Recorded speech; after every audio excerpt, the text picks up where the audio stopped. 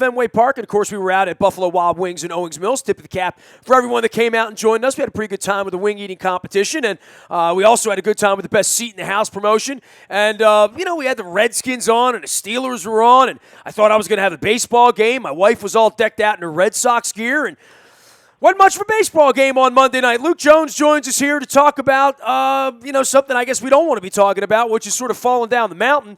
Here come the Red Sox. I know we were all more concerned about the Blue Jays 2 weeks ago. The Red Sox have sort of taken command and pushed Wade Miley around early and often, and the defense fell apart. It was an ugly, ugly start to a series in Boston, wasn't it, Luke?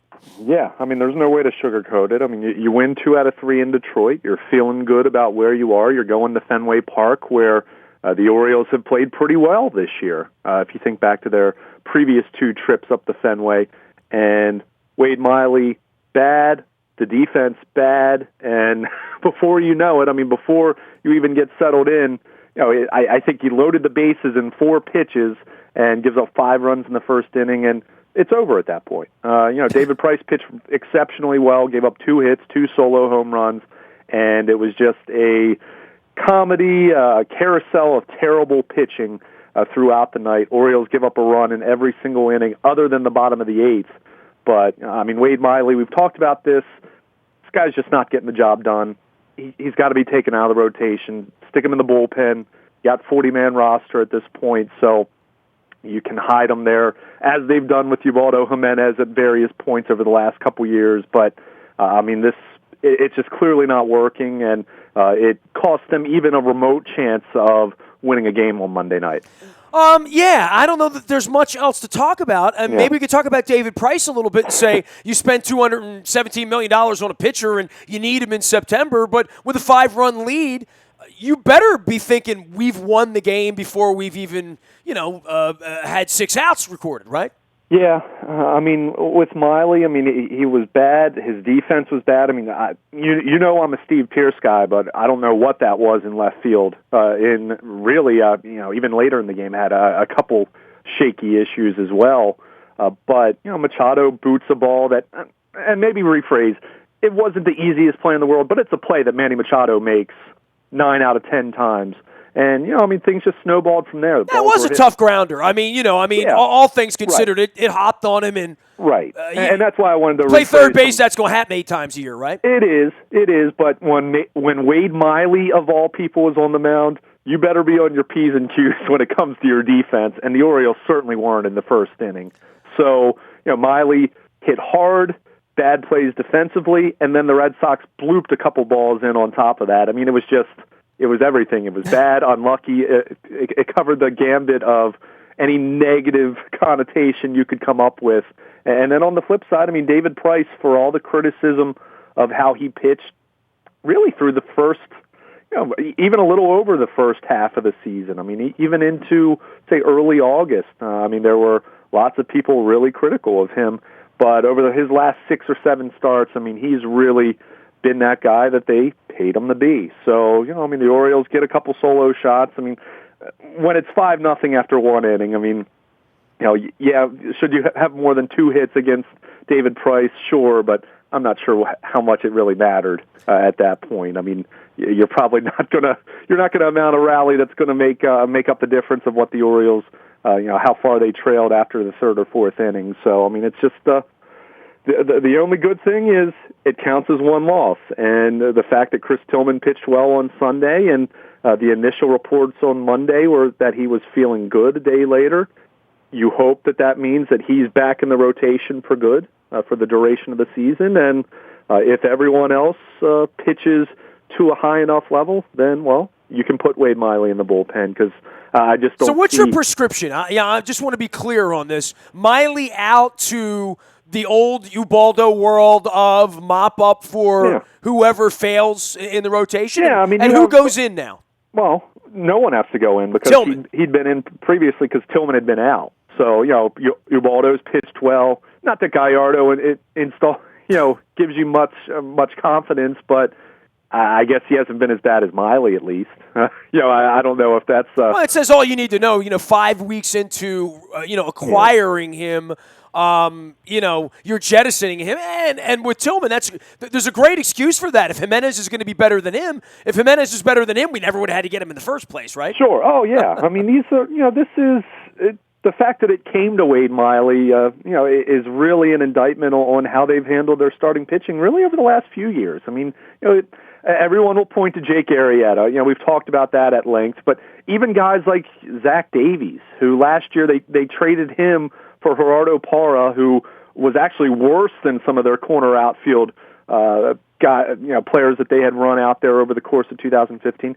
Zach Davies would have been a welcomed part of this rotation this year, or at the very least, even if he wouldn't have pitched as well, pitching in the American League, pitching in the AL East specifically, he would have given you another viable candidate. He would have given you another option. He would have been another name to throw in there where you wouldn't have had to go out and get Wade Miley, who, hey, I'm not going to use revisionist history here. I thought he would help them, but the only reason I thought that is because their rotation had been that bad all season long that a guy who, to that point, had pitched to an ERA of just barely south of 5, that would have helped them. If he had an ERA of 4.91 right now, that would still be good enough that it would be keeping them in games. Instead, he has an ERA of 8.41 in 8 starts, and we already saw it. They bumped him back so he didn't have to play the Tigers, didn't face the Tigers, which was a smart move. With sure. With all their right-handed hitters. Worse than that, you have to go see the Red Sox, though. Sure, exactly. Pick your poison the best there. Offense on the planet, and okay, they had David Ortiz and Jackie Bradley Jr., 2 lefties in the lineup, but everyone else was right-handed. So, it's just. And look, I'm not saying that Wade Miley won't get his career back on track. Whether it's whether he stays with the Orioles next year, he's under contract, or whether he goes elsewhere. But right now, it's not happening for him, and you cannot afford to send him out there because he's not giving you any shot to win more often than not. And it's just what he did on Monday night. And he'd be the first to tell you that. It was completely unacceptable. He is Luke Jones. You can find him out on Twitter at Baltimore Luke and Luke at WNST.net. All right, Luke, I was at Buffalo Wild Wings on Monday night doing our Best Seat in the House promotion. We do that every Monday, and we had the wing eating competition with 2 really spirited gals as part of our competition, and we give away that $25 gift card, and it's always fun. Steelers are playing the Redskins, so I had Steelers fans to my left, Redskins fans to my right. Clearly, I was uncomfortable, but I was wearing my Orioles shirt. I was the only guy in the place wearing an Orioles shirt, by the way. My wife was wearing a Red Sox shirt. By the way, she was the only one in the place wearing a Red Sox shirt. So, I thought we'd get a good game out of this. I walk in the door at 6:40 for 7 o'clock baseball and 7 o'clock football, and on every television in the place, Adam Jones, white man, sport. All over, all the talking head stuff, leading into the actual sports of the evening, because that's what they do on television at 6:40. They do sports radio now on television.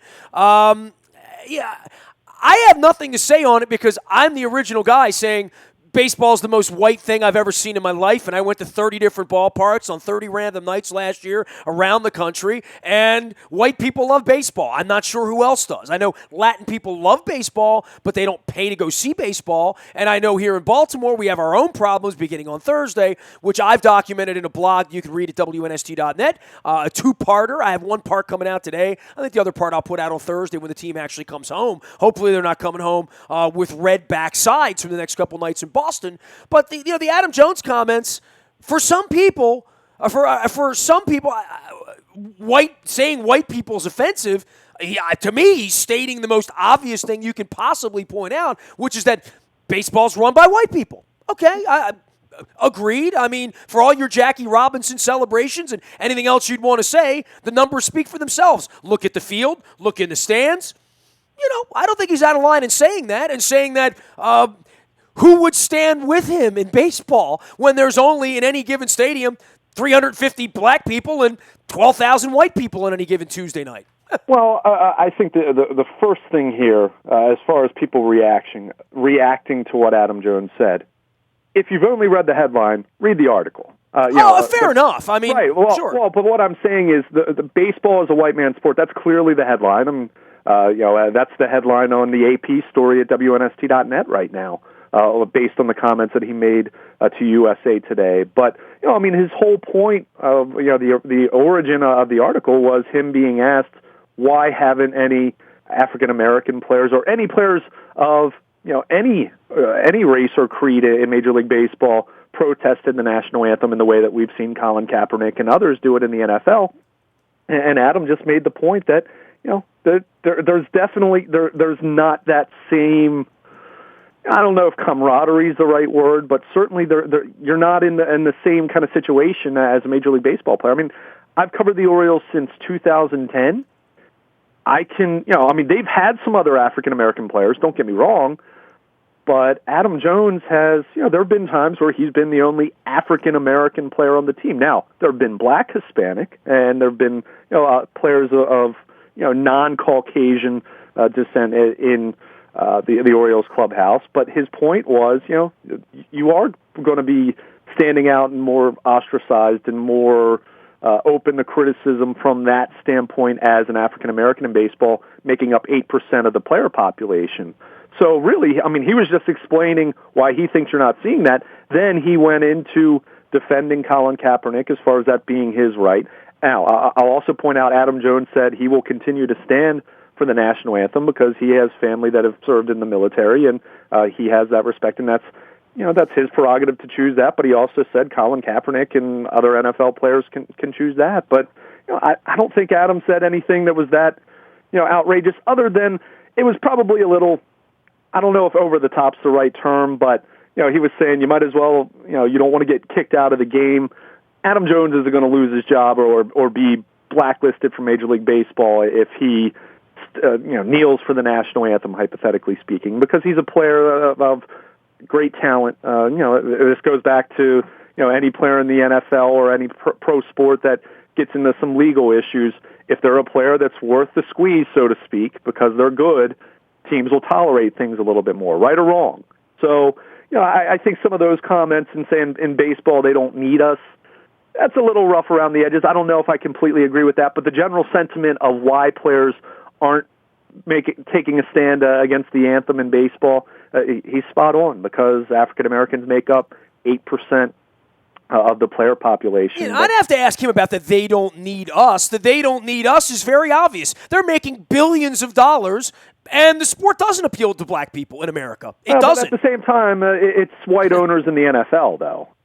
But I hear what you're saying, and there's certainly truth to it. I'm not saying that there's not, but I'm not. I just think it's the most obvious thing you could possibly say is that baseball is run by white people, played by white people, and enjoyed by white people, primarily in America. I can absolutely say that, having gotten on a plane and flown all around the country and seen what the ballparks look like on any given night. All you need to do is put the television on. So, to me, that's sort of indisputable. I mean, that's like pointing out that the sky is blue, man, and the sun sets in a way. I mean, I don't know what to say about that, but right. So I don't know why that headline is so sort of incendiary, because it's not to me. None of his comments were incendiary to me, by the way, but I'm a pretty open-minded individual. Yeah, and I don't think Adam Jones is taking a shot at white people by saying that. I think he's just, like you said, he's stating the obvious.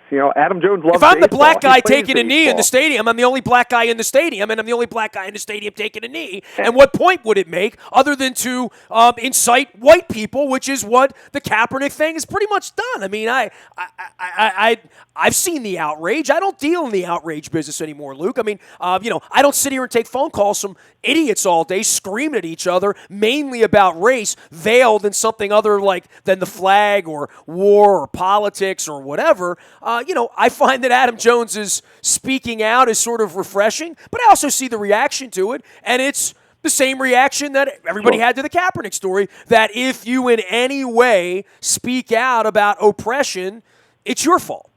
Right. That's America. Right. And I did one of the comments he made, and clearly, again, the baseball being a white man's sport is the thing that's really garnered the attention. But if you go and read the piece, and again, if you're just reacting to the headline, go read the article. It's absolutely worth reading, whether you agree with it or not. I mean, it's everyone. This is all about starting discussion, right? I mean, that's the whole purpose of this. As far as what these players are claiming, why they're doing this. So, but I thought that one of the most interesting and profound comments that he made, as someone who is the Orioles representative nominee for the Roberto Clemente Award, has been multiple times, has done a lot in inner cities, with baseball, with Boys and Girls Clubs, has done all kinds of good work in our city.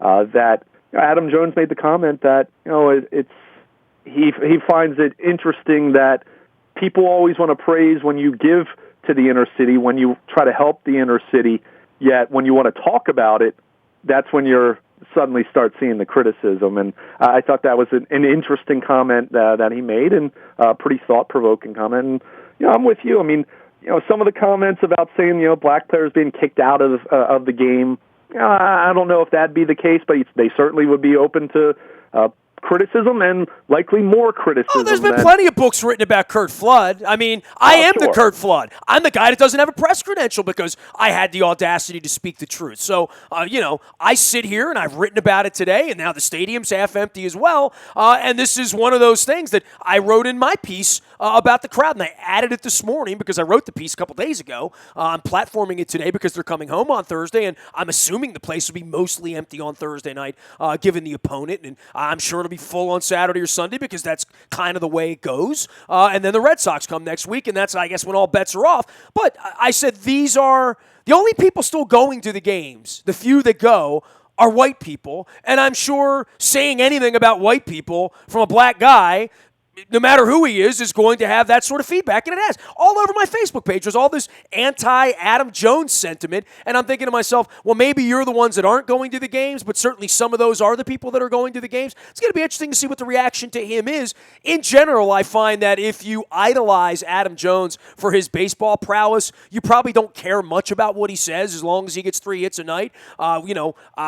He's been a pretty outspoken guy. I mean, he said some outrageous stuff about Yankees and Red Sox fans a few years back, about violence that somehow has dissipated and gone away that nobody ever talks about. And he's also been very flippant on social media about Peter Angelos and going directly to the owner. And I shared some of that on Tuesday morning as well over the course of time. So I don't have any problem with him being a rabble-rouser in any way, but I didn't think this was a rabble-rouser thing, and I'm sure I'm going to talk to Bob Nightingale about it because I have many times before. I don't think it was meant to portray him in a bad light, quite frankly, and I think it's a great thing that we talk about this stuff. Quite frankly, I think the Kaepernick thing is good for the culture. I found it, interesting to see the reaction, and, again, I thought, beyond that headline-grabbing quote, read the article. I mean, I think there's plenty in there to digest, not just from a baseball standpoint, but I mean, he was asked. This started as Bob Nightingale goes up to Adam Jones. Yeah, what do you think? Says, right? I mean, literally, why do you think we haven't seen any national anthem protests in baseball? And that's a fair question. Kind of the obvious. I mean, I don't think there was anything about it that was overly inflammatory. I mean, this is a guy who is standing for the national anthem. So, you have people who, and I don't want to get too far off on a tangent here because, but there are people who live in the world where they want to be outraged every day, and this is just the thing they were pissed off about on Monday. Well, but the whole thing here is I've heard a lot of people say, and look, do I personally, do I stand for the national anthem? Does it make me happy to see someone not stand for the national anthem? No, of course not. But at the same time, I'm also understanding and not naive enough to know that there are issues in our country. And I've heard a lot of people say that to what Colin Kaepernick's doing, that not standing is the wrong thing to do. But then if you're going to criticize Adam Jones for making comments, yet he's still standing and says he will continue to stand, well, why are you mad at that then? Hey, don't ask him what he thinks then. Then you're just telling him to go shut up and sit in the corner. And I know one thing about Adam Jones. He's not going to go shut up and sit in the corner. Yeah, Adam's going to speak his mind. And I respect that about him. And look, has he said some things in the past that certainly have ruffled some feathers and some things that probably in retrospect he would take back? Probably. But at the same time, he's the one guy in the organization who's never outwardly been a jerk to me when he's run into me. When I've had press credentials and have been on the field, he's actually talked to me. At the All-Star game, he asked me to talk to him and wanted me to sum up 20 years of living in 5 minutes, which I couldn't do. He actually inspired me to write the book about Peter because he asked me questions. He wanted to hear my side of the story, which, he's also banned me on Twitter, and I don't know what to make of Adam Jones. I don't know Adam Jones, but every time I've talked to him, he's treated me better than 99% of the people in that building have. That's for sure. Well, and the thing, going back to to the issue that he's talked about, a lot of people have made the comment, about Colin Kaepernick or Brandon Marshall for the Broncos, all the different players who have done this. They've said, okay, well, what are they going to do? I can tell you right now, Adam Jones has done a ton as far as for boys and girls in the inner city and boys and girls club. Our RBI baseball, little league stuff, endeavors in the city. I mean, he's done a lot of stuff. So, this is a guy who continues to stand for the national anthem, but simply acknowledge that, hey, what Colin Kaepernick, is doing is, one, his right as an American exercising free speech, which is important to remember, whether you agree with it or not.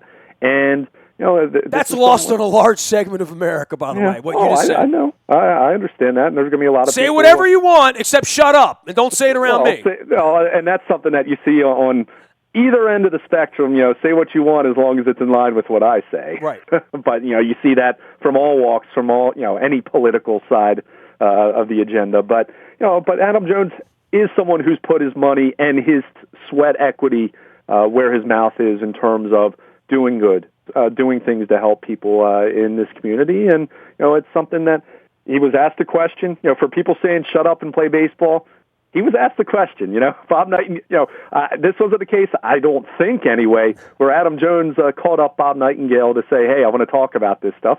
He was asked questions, and as someone who is maybe not someone who had, he didn't go to college and get a PhD or anything like that, but Adam Jones is a much more worldly guy than people think. He's not just a baseball player. He's someone who has thoughts and opinions on things. And, is every thought and opinion more legitimate than anyone else's? No, but it's clear that he's someone who I thought had some thoughtful things to say regarding this issue. Whether you agree with what he said or not, there are 8% African Americans in baseball. That speaks for itself. There is more diversity in terms of different Hispanic and Asian go through that compared to the NFL where it's black and white primarily, but he was just kind of stating the obvious there, and it's whether you agree with it or not. It's the truth. Go to a baseball game. You don't see very many African Americans and other minorities. You just don't. And that's not a criticism of white people, by the way. That's just stating the sky is blue, the beach is sandy, the water is wet. Adam Jones saying that baseball is a white man's sport does not offend me as a white man. It is. Go to a game and that's what you see. Now, to me, as someone who loves baseball, what do we do to improve that so that the sport grows and doesn't die as time goes on? But because that's what I care about. Hey, and that's what I addressed in my blog today. And it begins with banning those media guys from Dundalk. That's the first thing we do to get people back in the seats. He is Luke Jones, Baltimore Luke, out on Twitter as well as Luke at WNST.net. All right, back onto the field for a minute if we should. There is a pennant race going on aside from all of this Adam Jones white guy talk and attendance issues, which we'll address again on Thursday, I'm sure. Bunty, Pomerantz, Gosman, and Porcello. These are the most important games of the year. Boy, this could get real slippery real quick if they find themselves on the wrong side of 5 games back leaving Boston, right? Yeah, it can. There's no doubt about that. But, on the flip side, they lost a tough game in Detroit on Friday night, and then they won the next 2. Well, when the pitching matchups didn't exactly look all that encouraging. It's baseball, but at the same time, Red Sox playing well. They've hit the ball all year. They've pitched really well in the second half, and with the way that Toronto has scuffled a little bit here, we'll see. They're 2 games up on the Blue Jays, 3 games up on the Orioles. Those 2 teams chasing the Red Sox are still within striking distance. You still have 19 games to go, but pretty clear these are big games, and you don't want this to go sideways here. You lose these next 2, and you're suddenly 5 games out, heading home for your final long homestand of the season. Then at that point, you're kind of saying, okay, I guess it's the wild card. So we'll see what Buck Showalter and the boys have in store for Baltimore tonight, and we'll see if they can put the memory of Monday night behind them very quickly. You certainly hope so. I don't know what was worse, that or 49ers-Rams putting me to sleep. Woo! Felt like I took a sedative. Or the Redskins, by the way, who weren't much better either. I mean, it was just a crappy Monday night. It's a good thing I had Buffalo Wild Wings in our event out there. Every Monday night we're at Buffalo Wild Wings in Owings Mills. We'll remind you to do that. Last thing for you, Ravens. I know you were in Owings Mills on Monday afternoon for John Harbaugh. Any fallout, and certainly there's a lot of fallout going on in Cleveland where the RG3 thing's been shelved, huh? Well, I think the interesting thing is, and I alluded to this in what I wrote at WNST.net, with kind of the Monday development of RG3 being placed on IR. He's got the shoulder issue. Maybe he's back later in the season, but at this point, you don't know. They're going to reevaluate him in a few weeks. But with the way Josh McCown's played against the Ravens over the last few years, everyone remembers the huge game he had in Baltimore last year, where he had over 400 yards passing and beat them as the starting quarterback for the Chicago Bears at the Tornado game in Chicago. I remember that well. Yes. I mean, this is a guy who's played pretty well against them. Now, this doesn't mean I'm suddenly thinking the Cleveland Browns are going to beat the Ravens on Sunday, but I think you can absolutely make the argument that the Ravens would have preferred to face Robert Griffin III with the thought in mind that they just spent a lot of time, probably even over the summer as far as advanced preparation, facing Tyrod Taylor, a mobile quarterback with a strong arm, which is exactly what RG3 is. So a lot of the principles they used on Sunday as far as keeping the quarterback in the pocket, taking away the deep ball, are probably things they would have instituted against the Browns in week 2. So you do wonder. And they have plenty of tape on McCown. Yeah, I mean, they know what Josh McCown is, and certainly you hope that the defensive improvement travels. As much as we talked about 160 total yards and giving up 7 points, you need that to travel. You need to play that way on the road, and you're not going to hold a team to 160 yards every week, but Josh McCown's a guy who's chucked the ball around against them 2 times last year, and in 2013 had a good game. So they know this is going to be something where you can't just show up and just expect to win. He's someone who's capable of playing well. And he's the backup quarterback that's kicked your ass a few times. Yeah, and from a short-term perspective, I understand why the Browns were starting Griffin. They were looking to see, whatever the chances at this point, before he got hurt on Sunday, whether it was 5, 10%, 20%, whatever the chance was that he could get his career back on track and suddenly you have a quarterback that you didn't expect to have. But you can make the argument Josh McCown is a better option for this Browns team right now. We know this is not a good Browns football team. That's obvious. They're rebuilding. They're very young. Some of the veteran players that they actually had that were decent, they've gotten rid of over the last several months. So it's a young team, but Josh McCown's someone who you better be ready to play, because if not, he's capable of embarrassing you as he did in Baltimore last year in a pretty shocking loss. So we'll see how that plays out. But beyond that, I mean, not a whole lot of fallout from Sunday. Harbaugh talked about wanting to improve the running game.